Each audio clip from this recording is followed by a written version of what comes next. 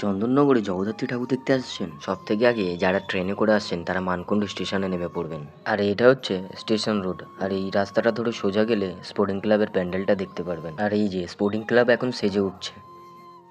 আর যেই দিকে রাস্তাটা এগিয়ে যাচ্ছে এটা হচ্ছে গড়ের ধার। যেই রাস্তাটা ডান দিকে যাচ্ছে ওই দিকে হচ্ছে নতুন পাড়া। আর যেটা বাঁ দিকে যাচ্ছে ওইখানে গেলে দেখতে পাবেন বিশ্বের সব থেকে বড় জগদ্ধাত্রীর প্রতিমা। আর এইদিকে প্রতিমা দর্শন হয়ে গেলে আর একটু সামনে এগিয়ে যাবেন, দেখতে পাবেন নিয়োগীপাড়া সার্কাস মাঠ।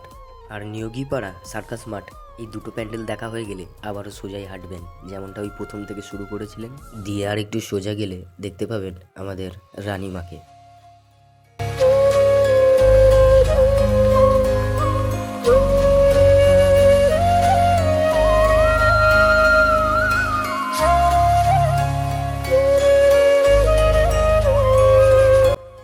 এই হ্যালো গাইস, আশা করছি তোমাদের বা আপনাদের কারোর কিছু বুঝতে অসুবিধা হয়নি, এবং কাছের বন্ধু বান্ধবীকেও এই ভিডিওটা শেয়ার করে দাও যাতে করে তারাও বুঝতে পারে কোথা থেকে শুরু করতে হবে।